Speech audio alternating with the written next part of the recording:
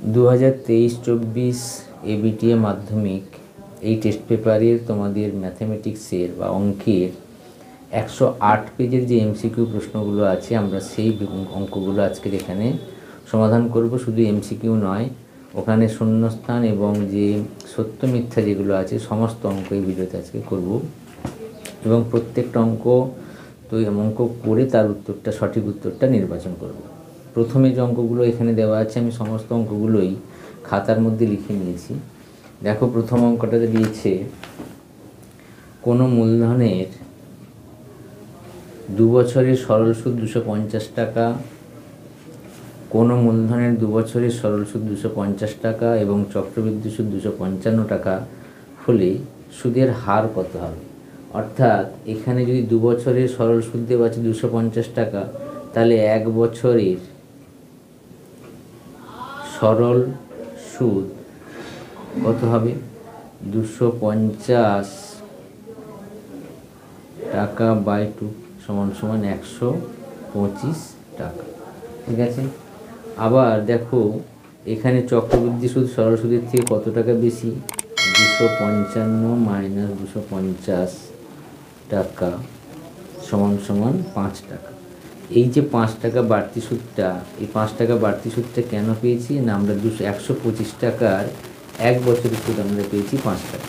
তাহলে তোমরা কী করবে? 125 টাকার 1 বছরের সুদ 5 টাকা, 1 টাকার 5 বাই 125, আর সুদের হার যেহেতু বের করতে বলেছে 100 টাকা, 5 ইন্টু 100 বাই 125, 25 5-এ 125, 25 4-এ 100, 5 5 কেটে গেল, এখানে হবে 4। ঠিক আছে, তাহলে আমরা এইভাবে কাটাকাটি করে 4 পাবো। এবার আমরা দেখো তাহলে এটা সঠিক উত্তরটা কী হবে। এখানে অপশানে যেটা 4 আছে, 4 টাকা সুদের হার 4 টাকা বা 4% যেটা উত্তর আছে সেটাই তোমরা টিক চিহ্ন দেবে। তারপরে এখানে লিখেছে √72 ও √32 বিয়োগ করলে বিয়োগফল কত হবে। √72 মানে কত? 8 3 24, তার মানে 2 ইন্টু 8 হলো, আর 24 7, তাহলে এখানে হবে 24, 24 3 72 সমান কত হচ্ছে? 2 2 2 3 মানে 6√2। আবার √32 হলে 2 2 4 2 8 2 16 2 32, অর্থাৎ 2 2 2√2 4√2, এটা হবে 4√2। তাহলে 6√2 মাইনাস 4√2 সমান হবে 2√2। ঠিক আছে। একটি বৃত্তের এবি ও বিসি দুটি যা পরস্পরের উপর লম্ব, বৃত্তটির ব্যাসার্ধ 5 মিটার। একটা ছবি আঁকি। এই এবি আর বিসি, আচ্ছা লম্ব মানে এটা 90 ডিগ্রি, তাহলে এ বি নাম দাও, এ বি সি। তাহলে এটা যদি 90 ডিগ্রি হয়, এবার এখানে কী বলেছে? ব্যাসার্ধ বলেছে 5 সেমি। আচ্ছা, এটা তো একটা যদি বৃত্তের কোনো বৃত্তচাপের উপর 90 ডিগ্রি কোণ হলে সেটা অর্ধবিধ্বস্ত কোণ হবে। অর্থাৎ এটাও যদি 5 সেমি হয়, এটাও 5 সেমি, অর্থাৎ এবিসি ত্রিভুজের এবিসি এই ত্রিভুজের অতিভুজ হয়ে গেল কত? এসি সমান হয়ে গেল 5 সেমি বা 5 + 5 সমান 10 সেমি। এবি সমান বলে দেওয়া আছে 6 সেমি। ঠিক আছে, তাহলে কেন এটা হলো?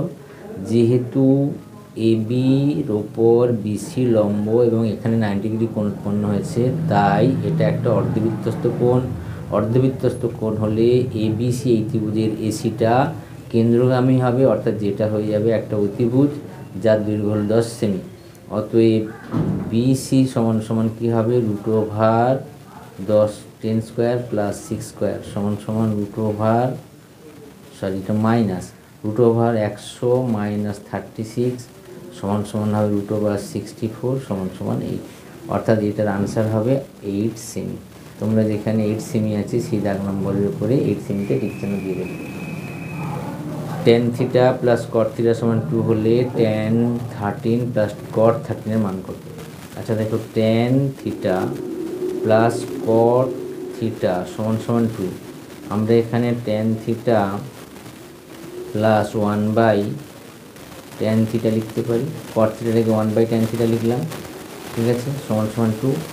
और এটাকে ভগ্নাংশে যোগ করলে tan θ হবে লসাগু, এখানে হবে tan² θ প্লাস 1 সমান সমান 2, অর্থাৎ এখানে হবে tan স্কোয়ার থিটা প্লাস 1 সমান সমান 2 tan থিটা, বা এটা হবে tan square theta plus 1 minus 2 tan theta সমান সমান 0, বা এটাকে আমরা লিখতে পারি tan থিটা মাইনাস 1 এর হোল স্কোয়ার সমান সমান 0, বা tan থিটা সমান সমান 1।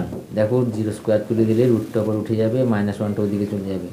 অর আমরা এটা লিখতে পারি cot থিটা সমান সমান 1। তাহলে এখানে তোমরা লিখে দেবে 1 to the power 13 plus 1 to the power 13। Tan থিটার মান যদি 1 হয় কট থিটার মানও 1 হবে, কেন ট্যানের অপোজিট হচ্ছে 1/cot, আর 1-এর অপোজিট করলে 1ই হবে। তাহলে 1-এর 13 1 to the power 13, 1 to the পাওয়ার যেহেতু ট্যানের মান এবং কটের মান বসিয়ে দিয়েছি, তার মানে 1 প্লাস 1 সমান সমান 2। 1কে 13 বার গুণ করলেও 1 হবে, তাই 1 1 যোগ করে 2 হবে। তাহলে যেখানে 2 আছে সেখানে তোমরা ঠিক চিহ্ন দেবে। একটি ঘনকের প্রতিটি বাহুকে 25% কমানো হলো, মূল ঘনক ও পরিবর্তিত ঘনকের আয়তন অনুপাত কত? যদি ঘনকের বাহু সমান সমান আমি এ ধরলাম, তাহলে আয়তন কত হবে? আয়তন হবে কি a কিউব। আবার এখানে কত পার্সেন্ট কমেছে? a মাইনাস a ইন্টু 25, এখানে 100 কাটলে 4 হবে, এটা বিয়োগ করলে কত হবে? 4a মাইনাস a/4 সমান সমান 3a/4। আয়তন কত হবে? 3a/4 এর হোল কিউব সমান সমান 27a কিউব বাই 64। অনুপাত কত হবে? a cube is to 27a cube by 64 সমান সমান a কিউব বাদ চলে গেল, 1 ইন্টু 64/27 সমান সমান 64:27। অর্থাৎ যেখানে তোমরা 64:27 আছে হবে সেই আনসারটাই ঠিক চিহ্ন দেবে। এরপরে বলেছে x plus y, x plus 1, x plus 2, x plus 3, x plus 4 সংখ্যা চারটির মানের ঊর্ধ্বক্রমে সাজানো, এদের মধ্যমা 2.5 হলে x এর মান কত? তাহলে আমরা এখানে কটা মান দেখতে পাচ্ছি? 1 2 3 4, চারটে বলেছে, চারটে জোড় সংখ্যার ক্ষেত্রে মধ্যমা বের করতে কি হয় না n/2 তম এবং n/2 তম এবং n/2 প্লাস 1 তম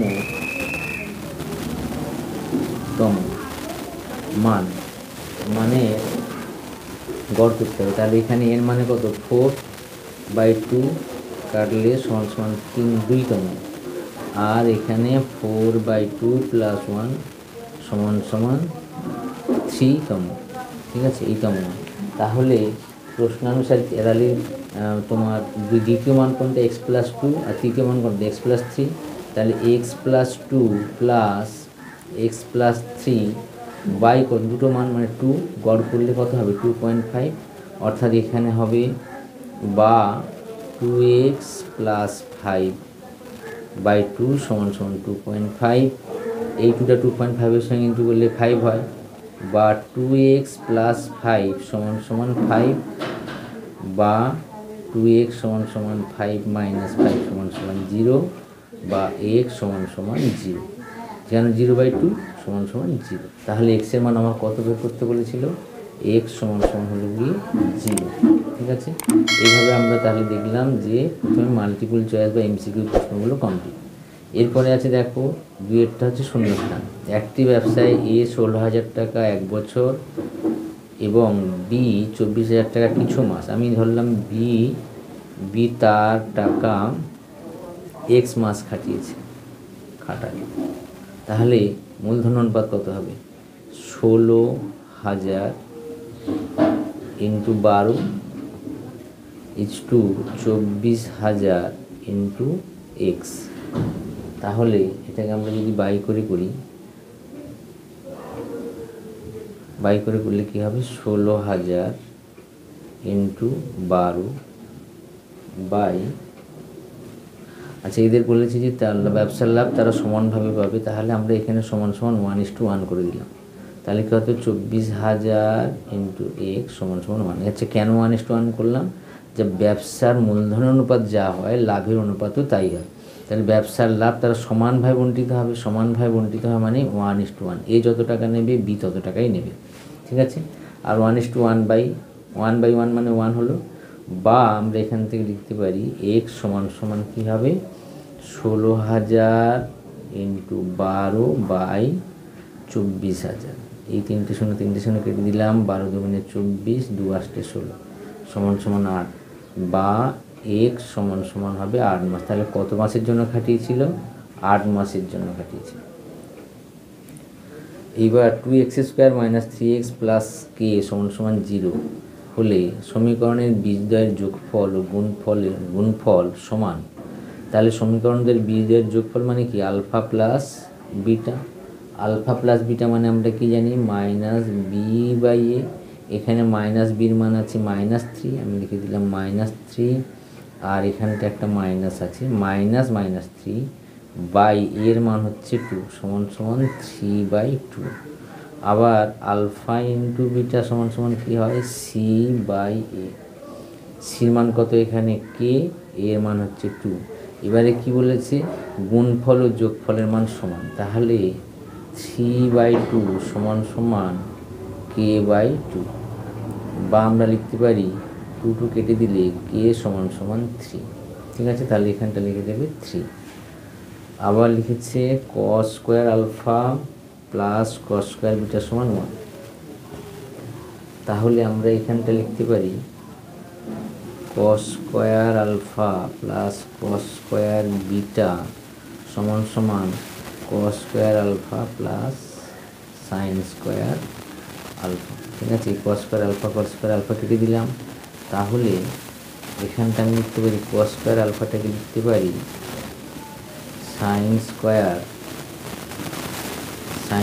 90 ডিগ্রি মাইনাস বিটা সমান সমান sin² আলফা, ঠিক আছে।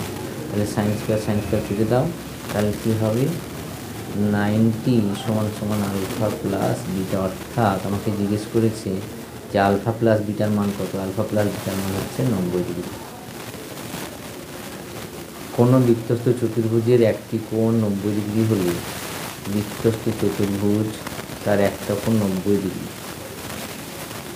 একটা কোণ যদি 90 ডিগ্রি হয় তাহলে এটা আয়তক্ষেত্র হবে, আয়তক্ষেত্র হবে, ঠিক আছে।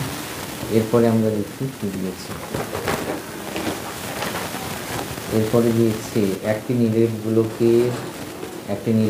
ও একটি নিরেট শঙ্কুর ভূমির ব্যাসার্ধ সমান। ধরলাম ব্যাসার্ধ, ভূমির ব্যাসার্ধ সমান সমান আর শঙ্কুরের উচ্চতা গোলকের ব্যাসার্ধের সঙ্গে সমান। তাহলে অনুপাত কত? আছে প্রথমে শঙ্কুর উচ্চতা, তাহলে প্রথমে গোলক আছে, গোলকের আয়তন আমরা কি জানি? 4/3 পাই আর কি ইস্টু শঙ্কুর আয়তন কি জানি? 1/3 পাই আর স্কোয়ার এইচ। আচ্ছা এখানে এইচ সমান সমান বলে দিয়েছিল গোলকের ব্যাসার্ধ, ঠিক আছে। তাহলে এবার আমরা এখান থেকে কী করব? তাহলে যেহেতু 4/3 পাই আর কিউব ইস্টু 1/3 পাই আর স্কোয়ার এইচের মান হয়, তাহলে আর স্কোয়ারের সঙ্গে আর গুণ করলে আর কিউ হয়, তাহলে এই আর কিউ কেটে দিলাম, পাই কেটে দিলাম, তাহলে সমান সমান 4:3 ইন্টু এটা 4/3 ইস্টু 1/3 সমান সমান 4:1, এটা হবে আনসার। এরপরে দিয়েছে কি 16, 15, 17, 16, 15, 17, x 19 সংখ্যাগুলোর মান 15। তাহলে সংখ্যাগুলোর মান 15 হতে গেলে 15কে বেশিবার থাকতে হবে। এখানে 16 আছে দুবার, 15 আছে দুবার, তাহলে এক্সের মান নিশ্চয়ই 15। তাহলে 15 3বার হয়ে যাবে, সংখ্যাগুলোর মান 15 হবে। সুদের পর্ব 6 মাসের পরিবর্তে 1 বছর হলে চক্রবৃদ্ধি সুদের পরিমাণ বৃদ্ধি পাবে। এটা সত্য না মিথ্যা লিখতে বলেছে। দেখো সুদ 6 মাস পরিবর্তে মানে 1 বছরের মধ্যে 6 মাসের যদি পর্ব হয় তাহলে দুবার ইন্টারেস্ট কষা হবে, চক্রবৃদ্ধি সুদ কষা হবে। আর 1 বছরের পরবার হলে একবার ইন্টারেস্ট কষা হবে, তাহলে বৃদ্ধি পাবে না, এটা হ্রাস পাবে, অর্থাৎ এটা মিথ্যা। A/B সমান সমান C/D, আমরা যদি দেখি A/B সমান সমান C/D, বা A/B সমান সমান C/D, বর্গ করলে উভয় পক্ষকে যদি বর্গ করি A²/B² সমান সমান C²/D², সংযোজন করলে কি হবে, সংযোজন প্রক্রিয়া করলে, সংযোজন প্রক্রিয়া সমান সমান কী হবে তাহলে A² + C²/D² + D², তার মানে এটা সত্য। ঠিক আছে, এটা সত্য হয়ে গেল। তারপরে একটি লম্ববৃত্তাকার চোঙের ব্যাসার্ধ 3 গুণ হলে বক্রতলের ক্ষেত্রফল, তাহলে লম্ববৃত্তাকার চোঙের বক্রতলের ক্ষেত্রফল কি, 2πr/h হলো। এটা ছিল আগের ক্ষেত্র, বক্রতলের ক্ষেত্রফল। এখন ব্যাসার্ধ আরটাকে করা হলো 3r করে দেওয়া হলো, ব্যাসার্ধ বাড়িয়ে করা হলো 3r, তার মানে 3 গুণ করা হলো, তাহলে কি হবে 2π3rh, 3 গুণ হবে, সত্য। ঠিক আছে, এটাও সত্য হলো।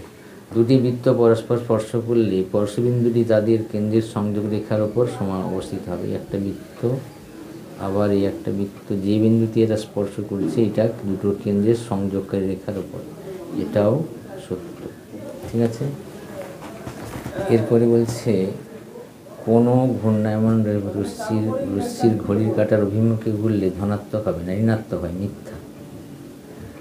যদি কোনো ঘূর্ণায়মান রশ্মি ঘড়ির কাঁটার অভিমুখে ঘুরলে তাহলে সেখানে ঋণাত্মক কোণ উৎপন্ন হয়, মিথ্যা। ঠিক আছে, তারপরে P-3 এবং 7 সংখ্যা দুটির গড় 6 হলে P এর মান কত আছে, এক্ষেত্রে কী করতে হবে, P + P-3 + 7, কটা সংখ্যা, 1 2 3টে, তাহলে 3 দিয়ে ডিভাইড করো, তাহলে সমান সমান 6। তাহলে বা আমরা লিখতে পারি 2P + 4/3 সমান সমান 6, বা তার মানে এটা কত হচ্ছে তোমার 2P + 4 সমান সমান 18, और 2P সমান সমান 14, 18 থেকে 4 বাদ দিলে 14 হবে, और P সমান সমান হবে 7, এটাও মিথ্যা। ঠিক আছে, তাহলে আমরা এইভাবে সমস্ত অবজেক্টিভ প্রশ্নগুলো কমপ্লিট করলাম। যদি তোমাদের অঙ্কগুলো বুঝতে অসুবিধা না হয়, যদি তোমরা অঙ্কটা ভালো করে বুঝেই থাকবে, তাহলে অবশ্যই ভিডিওটাকে লাইক করো, চ্যানেলটাকে সাবস্ক্রাইব করো, পাশে থাকা বেল আইকনটা প্রেস করো। Best of luck.